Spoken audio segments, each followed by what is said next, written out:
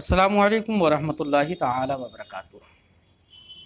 جامعہ رضویہ منظر اسلام کے on line سبق میں آپ کا خیر مقدم ہے۔ آئیے ہم اپنی کتاب شرح عقائد کھولتے ہیں، صفحہ نمبر 24۔ آپ کے پاس کتاب ہے تو اپنی کتاب کھولیے، ورنہ جو ہم نے PDF کاپی سب سے پہلے دن بھیجی تھی آپ اس کو کھول کر اسے دیکھیے۔ کتاب آپ نے کھول لی ہوگی۔ ٹھیک ہے، شروع کرتے ہیں۔ پہلے کتاب کی کچھ عبارت پڑھتے ہیں، اس کے بعد اس کا مطلب بیان کرتے ہیں۔ بسم اللہ الرحمن الرحیم۔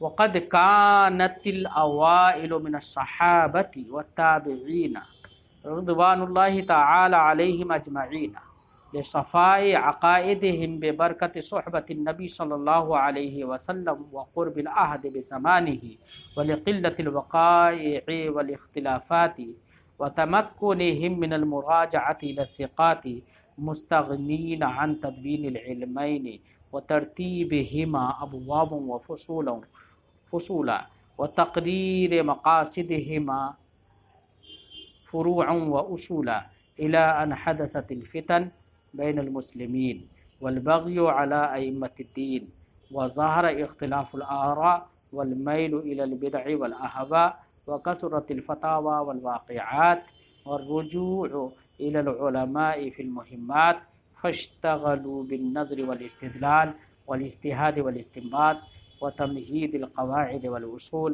وترتيب الأبواب والفصول وتكثير المسائل بأدلتها وإيراد الشبه بأجوبتها وتعيين الأوضاع والاصطلاحات وتبيين المذاهب والاختلافات وسموا ما يفيد معرفة الأحكام العملية عن أدلتها التفصيلية بالفقه ومعرفة أحوال الأدلة إجمالا في إفادتها الأحكام بأصول الفقه ومعرفة العقائد عن أدلتها التفصيلية بالكلام۔ عبارت آپ نے دھیان سے دیکھی، سنی۔ عبارت میں صاحب شرح کیا بیان کرنے چاہتے ہیں اس کو دھیان سے سنیں۔ یاد رہے مصنف صاحب شرح علیہ رحمت و رضوان نے اس سے پہلے یہ بتایا تھا کہ وہ علم جس کا تعلق ان احکام شرعیہ سے ہے، جن کا تعلق کیفیت عمل سے ہے، اس علم کا نام علم الشرائع والاحکام ہے، اور وہ علم جس کا تعلق احکام شرعیہ اعتقادیہ سے ہے، اس علم کا نام علم التوحید والصفات ہے۔ یہ دونوں علم نبی کریم صلی اللہ علیہ وسلم کے زمانے میں مدون نہیں ہوئے تھے۔ صحابہ کرام اور تابعین اعظام علیہم الرحمۃ والرضوان کو ان دونوں علموں کی تدوین کی ضرورت پیش نہیں آئی تھی، تو اس وقت میں یہ دونوں علم مدون نہیں ہوئے تھے، باقاعدہ ان کو ابواب و فصول میں بیان نہیں کیا گیا تھا، ان کے مسائل کے اصول کو مقرر نہیں کیا گیا تھا۔ لیکن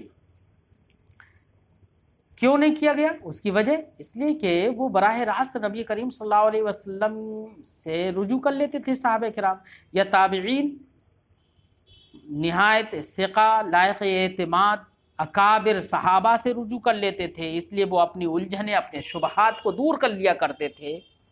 اور مزید یہ کہ اس دور میں اختلافات و واقعات اور فتنے اور طرح طرح کے حادثات رونما بھی نہیں ہوئے تھے۔ لیکن جب زمانہ بڑھتا گیا، تابعین کا زمانہ آیا، تبع تابعین کا جب زمانہ آیا، تو تبع تابعین کے زمانے میں یہ اختلافات بہت بڑھتے چلے گئے، حوادث بڑھتے چلے گئے، فتاوی نئے سے نئے فتاوی سامنے آنے لگے، استفتے آتے تھے، لوگ ائمہ دین کے خلاف بغاوت کرنے پر کھڑے ہو جاتے تھے۔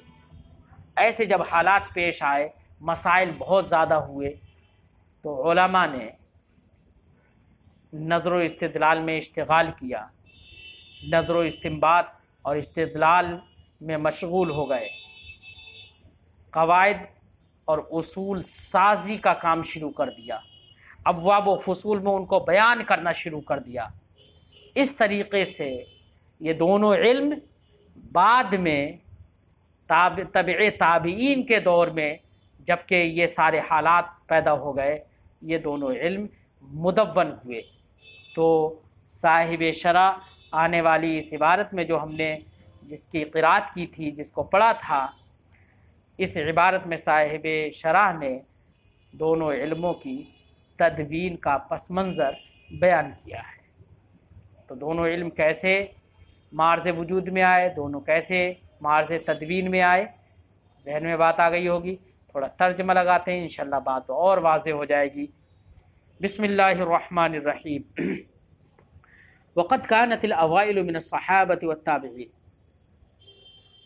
ہمارے پیش رو بزرگان دین یعنی صحابہ کرام اور تابعین رضوان اللہ تعالی علیہم اجمعین اپنے صفاء عقائدہم ببرکت صحبت النبی وقرب العہد بزمانہ، نبی کریم صلی اللہ علیہ وسلم کی صحبت کی برکت سے اور ان کے زمانے سے، ان اپنے عہد کے قریب ہونے کی وجہ سے ان کے عقائد صاف ستھرا تھے، اور ولقلت الوقائع والاختلافات، حادثات اور اختلافات بھی کم ہونے کی وجہ سے، وتمکنہم من المراجعات الی الثقات، اور ان کو ثقہ اور اکابر صحابہ اور تابعین کی جانب رجوع کرنا ممکن تھا، وہ کر سکتے تھے۔ اس وجہ سے مستغنین عن تدوین العلمین، ان دونوں علموں کے تدوین سے وہ حضرات مستغنی اور بے نیاز تھے، اور ان دونوں علموں کی ترتیب ابواب و فصول میں کرنے سے بے نیاز تھے۔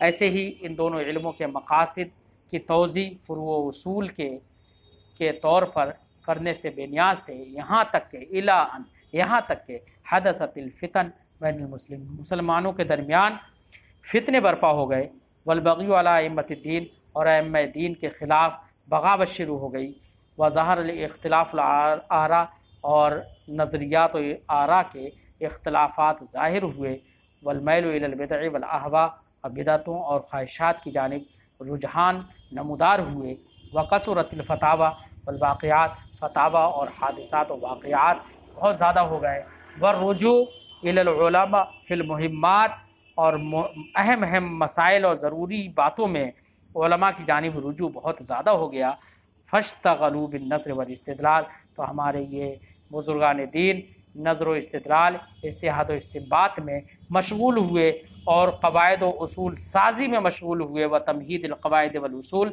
قواعد و اصول سازی میں مصروف ہوئے، و ترتیب الابواب والفصول، اور ابواب و فصول کی ترتیب میں مشغول ہو گئے، مسائل کو ان کے ادلہ سے ثابت کرنے میں مشغول ہو گئے، اور شبہات اور اعتراضات کو پیش کر کے ان کے جواب دینے میں مشغول ہو گئے، اور ایسے ہی اصطلاحات مقرر کرنے میں مصروف ہو گئے، مذاہب و اختلافات کو بیان کرنے میں مصروف ہو گئے۔ تو یہ دونوں علم مدون ہوئے، اور مدون ہوئے وسموا ما یفید معرفتہ، لہذا وہ علم جو احکام عملیہ کی معرفت کا افادہ کرے ان کے ادلہ تفصیلیہ سے، اس علم کا نام انہوں نے فقہ رکھا۔ تو علم فقہ کسے کہتے ہیں؟ کہ علم فقہ وہ علم ہے کہ جو احکام عملیہ کی معرفت کا افادہ کرے ان کی ادلہ تفصیلیہ سے، یعنی کسی بھی حکم عملی کو اس کی دلیل تفصیلی سے جاننا، یہ علم فقہ ہے۔ اور وہ علم جو ادلہ کے احوال کی معرفت کا افادہ کرے اجمالی طور پر، کس طور سے؟ فی افادتہ الاحکام، اس طور سے کہ وہ ادلہ احکام کا افادہ کرتے ہیں، تو ادلہ کے احکام کے افادہ کرنا یہی ادلہ کے احوال ہے۔ ان احوال کی معرفت کا افادہ جو علم کرتا ہے اس علم کا نام اصول فقہ رکھا۔ اور وہ علم جو عقائد کی معرفت کا افادہ کرے عقائد کے ادلہ تفصیلیہ سے، ایسے علم کا نام انہوں نے علم کلام رکھا۔ علم کلام کیوں رکھا؟ اس کی وجہ تسمیہ کیا ہے؟ تو صاحب شرح جامی اگلے سبق میں اس کی وجوہ تسمیہ کئی وجوہ تسمیہ بیان کریں گے انشاءاللہ۔ گفتگو ہم اس کی وجوہ تسمیہ پر آنے والے سبق میں کرتے ہیں، جب تک ہم اپنی گفتگو کو یہیں پر ختم کرتے ہیں۔ تو آج کی اس عبارت سے آپ نے دو باتیں سمجھیں۔ ایک بات تو یہ کہ ان دونوں علموں کی تدوین کیسے معرض وجود میں آئی، ان کی تدوین کا پس منظر کیا ہے۔ دوسرے یہ کہ علم فقہ یا اصول فقہ یا علم عقائد کی تعریف کیا ہے، ان تینوں کی تعریفیں بھی سمجھ میں آئیں۔ ایک بار ہم پھر تعریف کر دیتے ہیں کہ وہ علم جو احکام عملیہ کو ان کے ادلہ تفصیلیہ سے معرفت کا افادہ کرے، وہ علم فقہ ہے، اور وہ علم جو ادلہ کے احوال کی معرفت کا اجمالاً افادہ کرے اس سلسلے میں کہ وہ ادلہ احکام کا افادہ کرتی ہیں، تو ایسے علم کا نام اصول فقہ ہے۔ اور وہ علم جو عقائد کی معرفت کا افادہ کرے ان کے ادلہ تفصیلیہ سے، تو ایسے علم کا نام علم کلام رکھا جاتا ہے۔ ٹھیک ہے، آپ دھیان سے پڑھیے، دھیان سے سنیے اور کتاب کو یاد کریے۔ انشاءاللہ پھر ملتے ہیں۔ السلام علیکم ورحمۃ اللہ تعالی وبرکاتہ۔